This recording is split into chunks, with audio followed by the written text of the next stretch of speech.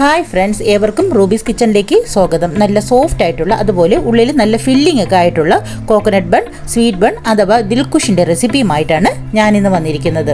Oven ഇല്ലാതെ നല്ല perfect ആയിട്ട് ബേക്കറികളിൽ കിട്ടുന്ന അതേ ടേസ്റ്റിൽ നമുക്ക് എങ്ങനെ തയ്യാറാക്കാൻ പറ്റും എന്നാണ് ഞാനിവിടെ കാണിക്കാൻ പോകുന്നത്. ബേക്കറികളിൽ കിട്ടുന്ന ദിൽഖുഷിൻ്റെ അതേ സോഫ്റ്റ്നെസ്സും അതേ ടേസ്റ്റിലും നമുക്ക് എങ്ങനെ വീട്ടിൽ തയ്യാറാക്കാമെന്ന് നോക്കുന്നതിന് മുന്നേ നമ്മുടെ വീഡിയോസ് ആദ്യമായി കാണുന്നവരും അതുപോലെ തന്നെ നമ്മുടെ ചാനൽ ഇതുവരെ സബ്സ്ക്രൈബ് ചെയ്യാത്ത ആരെയും മുന്നിൽ പ്ലീസ് ഒന്ന് സബ്സ്ക്രൈബ് ചെയ്ത് സപ്പോർട്ട് ചെയ്തേക്കണേ.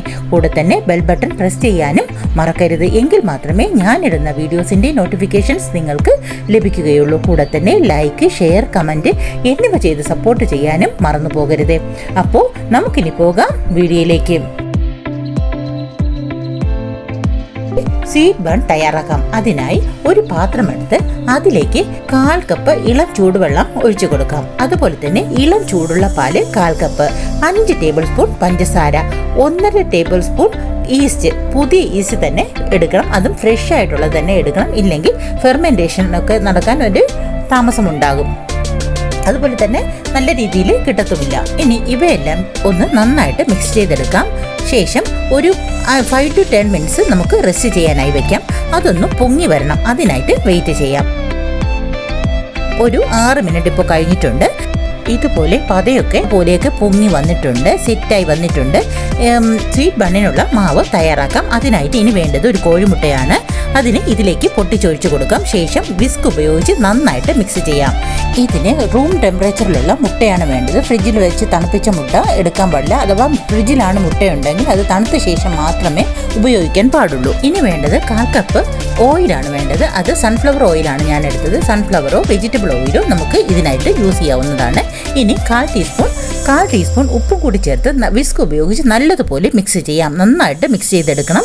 ഇനി നന്നായിട്ട് മിക്സായി വന്നിട്ടുണ്ട്. ഇനി 2.5 കപ്പ് മൈദയാണ് ഇതിനായിട്ട് വേണ്ടത്. അത് കുറേശ്ശെ ഇട്ട് കൊടുത്ത് നന്നായിട്ട് കുഴച്ചെടുക്കാം. നന്നായിട്ട് ഒരു 5 മിനിറ്റോളം നല്ല വൃത്തി കുഴച്ചെടുത്ത ശേഷം ഒരു 10 മിനിറ്റ് കൂടി ഒന്നുകൂടി നന്നായിട്ട് കുഴച്ചെടുക്കാം. നല്ല സോഫ്റ്റായിട്ട് നമ്മുടെ മാവ് വന്നിട്ടുണ്ട്. ഇനി അല്പം എണ്ണ ഇതിൻ്റെ പുറത്ത് തടവി കൊടുക്കാം.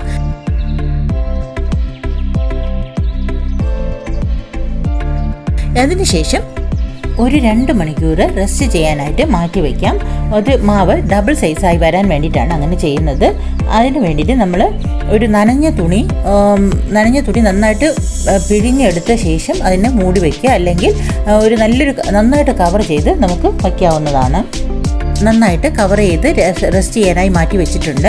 ഈ സമയം കൊണ്ട് നമുക്ക് ഫില്ലിങ്ങിനായിട്ടുള്ളത് തയ്യാറാക്കാം. അതിനായി ഒരു ബൗളിൽ 1 കപ്പ് നാളികേരം തിരുമിയത്, ഉണക്കമുന്തിരി അത് കറുപ്പും വെളുപ്പും എടുത്തിട്ടുണ്ട്, അത് 1 കപ്പ് എടുത്തിട്ടുണ്ട്, ടൂട്ടി ഫ്രൂട്ടി 1/2 കപ്പ്, പഞ്ചസാര പൊടിച്ചത് 1/2 കപ്പ്, ഏലക്ക പൊടിച്ചത് 1 ടേബിൾ സ്പൂൺ, അണ്ടിപ്പരിപ്പ് കട്ട് ചെയ്തത് 1/2 കപ്പ് എന്നിവ ചേർത്ത് നന്നായിട്ട് മിക്സ് ചെയ്തെടുക്കാം.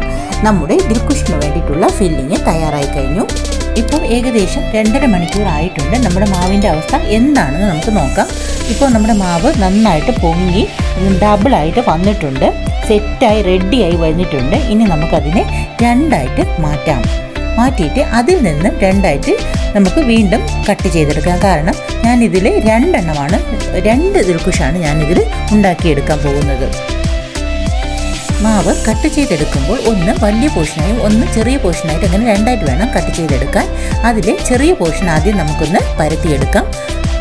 മാവ് നല്ല സോഫ്റ്റ് ആയിരിക്കുന്നതിന് നമുക്ക് കൈ കൊണ്ട് തന്നെ പരത്തിയെടുക്കാൻ പറ്റും. ഏത് പാത്രത്തിലാണോ എടുക്കുന്നത് ആ പാത്രത്തിൻ്റെ ഷേപ്പിലായിരിക്കണം നമ്മൾ പരത്തിയെടുക്കേണ്ടത്. ഇനി ഏത് പാത്രത്തിലാണോ നമ്മൾ ബേക്ക് ചെയ്തെടുക്കേണ്ടത് ആ പാത്രത്തിലേക്ക് അല്പം ഗ്രീസ് ചെയ്ത ശേഷം നമുക്ക് ബട്ടർ പേപ്പർ ഇട്ട് കൊടുക്കാം. അതിനുശേഷം ഈ പരത്തി വെച്ച മാവിനെ ഇട്ട് ഒന്ന് ലെവലാക്കി വയ്ക്കാം. ശേഷം നമ്മുടെ ഫില്ലിങ് ഇതിനകത്തോട്ടിട്ട് നന്നായിട്ട് ഫില്ല് ചെയ്ത് കൊടുക്കാം. മാറ്റി വെച്ച വലിയ പോർഷൻ മാവിനെ എടുത്ത് നമുക്ക് ഒന്നുകൂടി ഇതുപോലെ പരത്തിയതിന് ശേഷം ഇതിൻ്റെ മുകളിൽ വെച്ച് നന്നായിട്ട് സെറ്റ് ചെയ്ത് കൊടുക്കാം. നല്ല വിടവൊന്നുമില്ലാതെ നന്നായിട്ടൊന്ന് മൂടി നമുക്ക് എടുക്കാം. ഇനി വേണ്ടത് ഒരു കോഴിമുട്ട എടുത്ത് അതിനെ നന്നായിട്ട് അടിച്ചെടുക്കാം. എന്നിട്ട് ഇതിൻ്റെ പുറത്ത് നമ്മൾ ഈ സെറ്റ് ചെയ്ത് വെച്ചിരിക്കുന്ന ഈ ദിൽഖുഷിൻ്റെ പുറത്ത് നമുക്ക് നന്നായിട്ടൊന്ന് ബ്രഷ് ചെയ്ത് കൊടുക്കാം. ഇനി ഒരു ഫോർക്ക് ഉപയോഗിച്ച് ഇതുപോലെ ഒന്ന് കുത്തി കൊടുക്കാം. നല്ല വശങ്ങളിൽ ഇങ്ങനെ ഒന്ന് കുത്തി കൊടുത്ത ശേഷം ഒരു 10 മിനിറ്റ് പ്രീ ഹീറ്റ് ചെയ്ത പാത്രത്തിലേക്ക് ഒരു 35 to 45 മിനിറ്റ്സ് നമുക്ക് വേവിച്ചെടുക്കാം. ഒരു 45 മിനിറ്റ്സ് ഇപ്പോൾ ആയിട്ടുണ്ട്. ഇനി നമുക്ക് മൂടി തുറന്ന് നോക്കാം. നല്ല സൂപ്പറായിട്ടുള്ള ദിൽഖുഷ് എന്നും കോക്കനട്ട് ബഡ് എന്നും സീഡ് ബൺ എന്നും വിളിക്കുന്ന നമ്മുടെ ദിൽഖുഷ് തയ്യാറായി കഴിഞ്ഞു. ഇനി നമുക്കതിനെ ഒന്ന് തണുക്കാനായി വയ്ക്കാം. തണുത്ത ശേഷം നമുക്ക് മുറിച്ചുപയോഗിക്കാവുന്നതാണ്. നല്ല സോഫ്റ്റ് ആയിട്ടുള്ള കോക്കനട്ട് ബണ്ണ് റെഡിയായി കഴിഞ്ഞു. ഇനി പുറമെ ഇങ്ങനെ ഗോൾഡൻ ബ്രൗൺ വരുന്നതിന് വേണ്ടിയിട്ടാണ് നമ്മൾ മുട്ട ഇങ്ങനെ ബ്രഷ് ചെയ്ത് കൊടുത്തത്. നല്ല സോഫ്റ്റ് ആയിട്ട് രീതിയിൽ വളരെ ടേസ്റ്റോടു കൂടിയാണ് നമ്മുടെ ഈ ദിൽഖുഷ് തയ്യാറാക്കിയിരിക്കുന്നത്. ഓവനിൽ വയ്ക്കുകയാണെങ്കിൽ കുറേ കൂടി നല്ല കളർ ഉണ്ടാകും. ഇത് നമ്മൾ ബേക്ക് ചെയ്തെടുക്കുന്നതുകൊണ്ടാണ് ഈ കളർ ഉണ്ടാകുന്നത്. കളർ ചേഞ്ച് ഉണ്ടെന്ന് പറഞ്ഞിട്ട് എൻ്റെ ടേസ്റ്റിലൊന്നും ഒരു വ്യത്യാസവും ഇല്ല. അതേ ടേസ്റ്റ് ബേക്കറിയിൽ നിന്നൊക്കെ കിട്ടുന്ന അതേ ടേസ്റ്റ് തന്നെയാണ് നമ്മൾ ഇതും റെഡിയാക്കിയിരിക്കുന്നത്. കുട്ടികൾക്കും മുതിർന്നവർക്കും ഒക്കെ ഒരുപോലെ ഇഷ്ടപ്പെടുന്ന ഒരു പലഹാരമാണ് ദിൽഖുഷ്. നിങ്ങൾക്കും ഇതുപോലെ വീട്ടിൽ തന്നെ കുട്ടികൾക്ക് ചെയ്തു കൊടുക്കാൻ സാധിക്കും.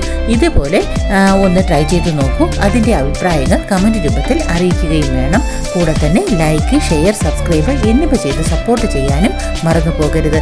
അപ്പോൾ മറ്റൊരു വീഡിയോയുമായി കാണാം. Thanks for watching.